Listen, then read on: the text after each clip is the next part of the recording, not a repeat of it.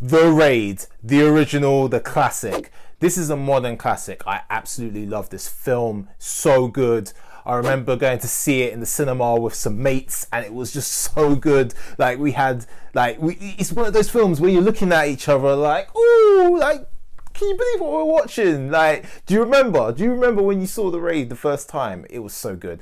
Like, Iko Uwais, like, he came on the screen. This was the first time I'd seen him on screen. I know he did that film, Is It Maritime, before, but I hadn't seen that. I'd seen The Raid first, and I love how it opens. I love how this film opens. Like, a lot of people say, oh, this film doesn't have a lot of story. It has a lot of story. And we're gonna break down the story in this video, because there are story points, a lot of strong story points in this film. You know, like, this film is more of a straight up action film than, say, the second film, which is more of a crime drama film with some spectacular action. But this film does have great story points, but they're very subtle. And I think a lot of people, what they do is they say, because there's not a lot of dialogue in certain scenes, or because there's a lot of action, that there's not a lot of story. But the story happens through the action, and there are subtle dialogue that alludes to a backstory or alludes to things that are going on beyond this raid that's happening in this apartment, you know. And I love how it opens, like I said, with Iko Uwais, aka Rama, our classic hero from The Raid. Like, him training, him praying, him doing pull-ups, you know, it tells you something about him. Just those first few moments you see in the film, it's prepping you to say, this is a man who's skilled, is a skilled fighter. You know, he's obviously a religious man, because you see him praying. You know, he's in good shape. You see him doing pull-ups. Just seeing him hit the bag, you see the ferociousness. And then there's a juxtaposition between that, and then you see him and his wife. His wife's pregnant, you know, she's about to have a baby. That makes you want to root for him. That also gives him a sense of vulnerability for what he's about to go through. You know, he's got something to lose, so you want him to survive. It tells a huge story in and of itself.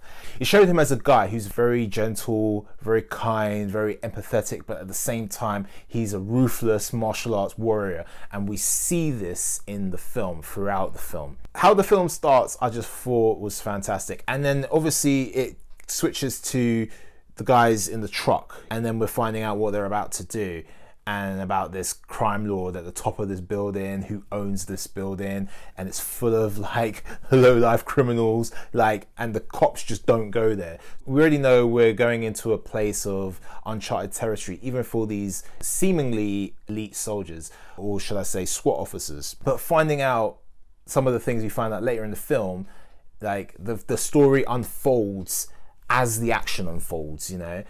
So that's what I'm saying about this film. It has a great story, but people, just because it's an action film, they like to, and there's a lot of action going on, they don't see, some people don't see the story in the action in this film. Man, but let's talk about the action. The action was brilliant. It was absolutely brilliant. Even when you look at it today, you know, it holds up against a lot of the great action films. Like, even today, like, we've just seen The Night Comes For Us, which is a crazy movie. Check out my review if you haven't seen it. Or, you know, The Raid 2, like, which I think is up there with one of the best martial arts movies ever made. You know, apart from those films, like, nothing else has wowed me as much as when I saw The Raid for the first time, you know. And even when I watch it, I've watched it so many times, but even when I watch it again, it's still amazing. Some of the characters in the film as well. There's something about the characters in the film that's so good. Mad Dog, he's a favorite. He's a fan favorite. This little guy, you know, he doesn't look intimidating, but you know there's something about him. You know, like when he fights Sergeant Jacker, played by Joe Taslim. I love that moment where they both draw each other's weapon, like when he attacks them, and then he's got the gun, Mad Dog's got the gun, and Joe Taslim, he's got the knife. And then he obviously brings him into the room, and then he unloads his gun. He's like, I never did like these weapons, you know, pull the trigger. It's just like, and it's just like ordering food, you know, but this is real, you know. So he's a real, it tells you something about him. And you look at Joe Taslim, like, and you look at, you look at Mad Dog, So you look at Sergeant Jacko and Mad Dog, and he's like almost a foot taller than him. He's in good shape. He's obviously a very tough guy. We've seen that already in the film, and he absolutely kicks his ass. But just the way he fights, it's great because he still gets hurt in the fight. It's still moments where he's losing the fight, but it's just that moment where he's winning the fight, and the music and the sound kind of goes off, and then you see him grab onto Sarge's neck, and then he breaks it. That was really chilling because you could feel that the death was coming. And obviously Sarge is an important character in this, he's a big character in this, and to see him die at the hands of this guy who's half his size, but is just a ruthless, really skilled fighter, it really, again, it told a story in itself. This guy who he could have shot him, but he didn't shoot him, he chose to kill him in that way. He chose to have a man-to-man battle with him. So yeah, I could go on about how great that character is. But going back to Iko Uwais, aka Rama, what I loved is she showed a lot of fear. Like, there's so much tension in the film, like going down those corridors, and there was the moment where him and his colleague, when the colleague that's injured, they're trying to get into the guy's house, who ironically they came up against at the beginning. And Sarge was a bit mean to him. He's like trying to get into the flat because he needs to get medicine to his wife. But it was Rama who was empathetic to him, and he remembered that. So he's knocking at the door saying, please let me in or we're gonna die, and that view, you see through the viewfinder, you see Rama and the other guy, the fact that he's trying to make that decision. He's looking back at his wife, and his wife's like, no, don't get involved, and eventually lets him in. He lets him in just at the moment when those guys come around the corner. There was that main head guy who had the machete. He was really menacing, There was a moment where in the toilets, I think it was a toilet scene, where Sergeant Jacka was hiding behind the final cubicle, and he was knocking down the cubicle, and he was tapping the machete on the side. So there was like these really good kind of tension, almost like horror film tensions in this film that was really good. Kind of mixed with blends of action. There's a lot of gunplay that happens earlier on, and then it gets down to the raw hand-to-hand combat, the Silat that we see in this film, which was really good to see. I really like the fight scene between Rama and a bunch of the thugs, and he's got like a knife and a baton, and he's fighting, and you really see some great skills, some really good hand-to-hand combat skills in that fight scene. It's really good. That was one of my favorite fight scenes actually as well, just to see Rama's skill, and just the way he takes them out, with the knife and the baton. And again, like in true Raid fashion, there's some crazy kills. There's the kill where he grabs the guy and he jumps back, and he lands on the broken wooden shard of the door. That was a ooh moment in the cinema when that happened.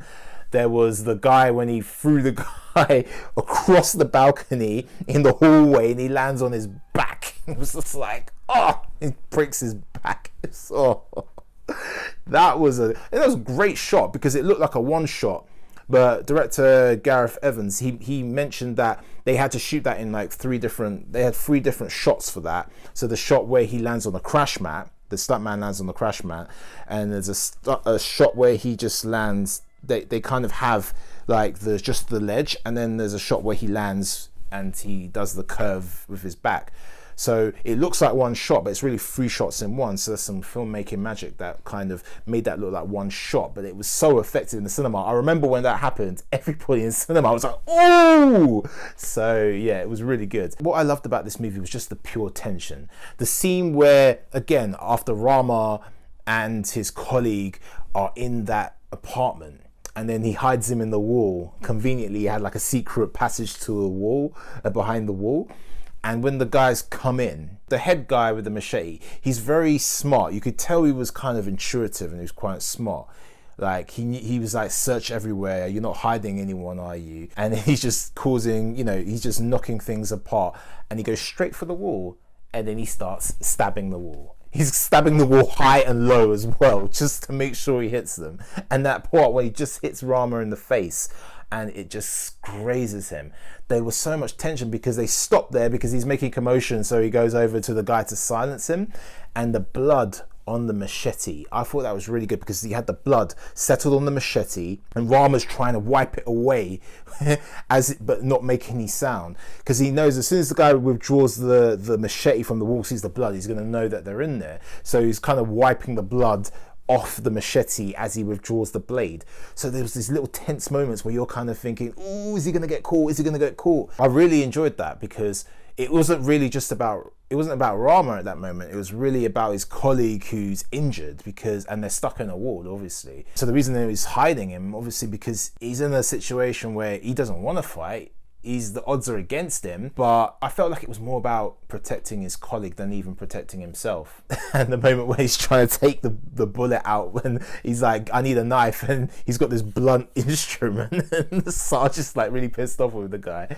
Oh, that was so there's little injections of humor in those little moments of like tension, which were really good. So some great storytelling, some great filmmaking, some great action in this, some great camera work. What I loved was there was more story that was unfolded as they got further into the building.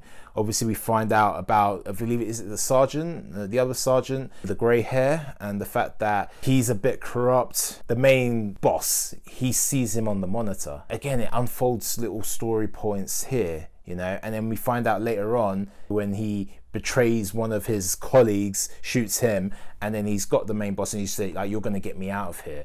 And then he's saying that they sent him here to die, you know, that he's not the only one. There's many other people in the police that are in his pocket, so they sent him here to die. Like, why would they like bring this squad, you know, some of the with a lot of rookies as well, you know, to come and raid this place that cops don't go into? So that was really a good story point as well, because again, we're finding out more and more about these characters. And then there's obviously the brother, when he sees Rama on the CCTV and he kills the two guys in the lift. And then when he meets Rama, there's that conversation they have, you know. So it unfolds that he's his brother, and he's like, oh, we only want you to come home. And then he reveals that he's having a boy, and he's saying, are you going to be an uncle? And he's like, why are you telling me that? You're just trying to get me to come home. And there was a little moment when he told him that, you know, it's just like a normal conversation between brothers. They're happy. He's happy that he's having a child, but then, and he's going to be an uncle. But then it switches again back to this reality in the situation. Like, why are you telling me this? You want me to come home, blah, blah, blah, blah. But then he lets him go. So that I thought was really good. You know, there was so many, again, this film is full of good story points, you know. The action, of course, we know the action is fantastic, but I wanted to really talk about the fact that there are some great story points in this film as well that make this like a modern classic. The action was fantastic. The situation, what I loved about it was its simplicity. The fact that they're just trying to get to the top of this building and arrest this crime lord. That's it. There's genius in simplicity and storytelling, and that's what the raid done so well. It added the martial arts action, of course, these really tense moments, and just this simplicity of story that was really effective. And then we get that fight between Mad Dog and the two brothers, Rama and his brother. That was great, absolutely great. And again, the storytelling through action. He's got him tied up, he's knocking him, and Rama hears that and he stops because he's going up the stairs with the sergeant, the other guy, and he stops because he hears his brother getting beaten up. And then he goes to the room where the brother's getting beaten up. It's almost like, because Mad Dog's summoning him, you know, lets him, and then when he comes into the room, he lets him down from the chain and lets him untie his brother and everything else. He kind of gets into position. He's like, so that one could be on this side, one could be on that side. He's almost like he wants a challenge, you know. He wants a challenge, and that fight scene is crazy, absolutely crazy. So much great choreography. It's crazy in terms of its choreography. It's not as much gore as, say, The Night Comes For Us, but it's more about the fighting. It's more about the fight choreography, and there's some fantastic work here. And again, he showed Mad Dog's character through action, how just ruthless and relentless he is, you know. So he even got to a point, there was that moment in the fight where he grabs Rama in the same position as he had grabbed Sergeant Jacka in the fight we see before when Joe Taslim dies. Again, he's got him in like a chokehold, and it's like, oh no, because the music kind of does a dip, And then you realize, oh, Rama's in trouble. But luckily his brother's there, grabs that pipe and stabs him in the neck. But he's still fighting after that. It's crazy. They have to literally take him out. There's still so much effort to beat him even at that point, you know. So it really showed how relentless Mad Dog was. He's such a relentless character. They really had to finish him off.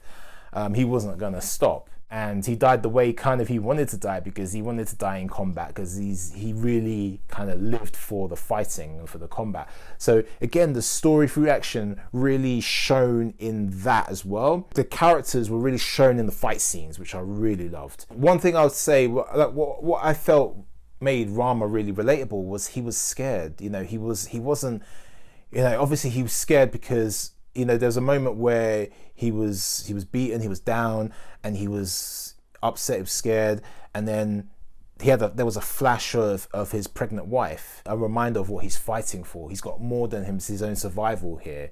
You know, he has to make it home for his wife and his newborn, his baby. You know, so in that moment his face changes and he kind of carries on, and he's kind of got a determined look on his face. So there's those little story points that I really love there in terms of his action through character. There's the moment where when he comes out of the apartment after that guy had taken his friend in and the guys had left, he comes out and then there's someone screaming. He's going down the corridor slowly. Someone comes out, one of the guys comes out laughing like, haha, we went too far. And then he turns around, sees Rama, and then shouts, he's there. So he runs and, you know, he's fighting the guys and everything else. That was the point where he broke the guy's back. And then he goes to a certain point in the corridor and he's trapped. He's trying to like open the door won't open. And you could see the fear on his face. And then they come around the corner, and then the machete guy, the main leader machete guy, kind of stops them because they were like rushing to get to him. They're kind of like, stop, we got him. And then the other guy kind of comes forward, because the guy who broke his back, you saw his reaction when he comes to the hallway and he sees that, he kind of looks down, so you knew that was someone he was close to. So he kind of comes forward, you know, and then they stop, and then there's kind of like this shot of a kind of low shot of the machete showing Rama in the background, and it's like a long kind of wide shot of Rama looking towards them, and there's this pause, you know.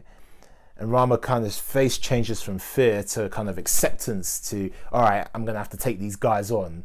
And there's this Mexican standoff that happens for a few seconds, which was really good. And that was really good storytelling, because it gave you a chance to have a breath, because you know what's about to happen, and then the fighting begins. So The Raid is really a masterpiece in filmmaking, masterpiece in storytelling through action. It's not just a straight up action film, and the more you watch it, the more you realize those little details, those little fine points of the film. It's more than just the fight choreography, which is brilliant, absolutely brilliant. We know that the martial arts is going to be brilliant from these films, but like I said, there's so much great storytelling in this film other than the action, and even through the action, which is what I'm really about. I really think that you and me, we love martial arts movies because they tell a story through action. Physical action it's about emotion. Emotion happens through motion, and I really feel like this film did that really well, and it's definitely a modern classic, a modern martial arts classic. It's a must watch. If you haven't seen The Raid 2, or The Raid should I say, or The Raid 2, what are you doing? Put them on back to back and watch them back to back. You won't be disappointed. You will not be disappointed. Fabulous films. And just some great work by director Gareth Evans. Yeah, it's just phenomenal. Like I said, Iko Uwais, some great acting in this film. And this was the first time I'd seen him, and I was really impressed, obviously, not just with his brilliant martial arts skills and bringing Penjat Silat to the big screen, some of the brilliant weapon work, you know, the choreography with the knife and the batons and the hand-to-hand combat, but also just his acting, his ability to show his gentleness, his kindness, and his vulnerability mixed with this kind of stoic, relentless, vicious martial arts action. And it comes from a place of, I need to do this as a last resort. You can tell he's a good man with a good heart, but if you put him in, if you kind of trap him in a box, like he is trapped in a box, literally being trapped in these apartments with these criminals, he's going to be ruthless. He's going to wreck the place, and I absolutely loved it. So if you like this video, make sure you hit the like button, share, subscribe, comment down below. Let me know what you love most about The Raid. What did you think of the action scenes? Do you agree with some of my points about the great storytelling in this? And also the fact that Rama was a really vulnerable guy, but at the same time it had a good duality between that vulnerability and that brilliant, ferocious martial arts skills that he has. I'd love to know your thoughts. Comment down below, let me know. Make sure you check my playlist of Iko Uwais and in the Indonesian martial arts films. I'll be talking about those, and I've got a few videos on the channel regarding those, so check them out and let me know what you think. Anyway, I'll see you next time for another video, and remember, behind every fight is a great story. Peace.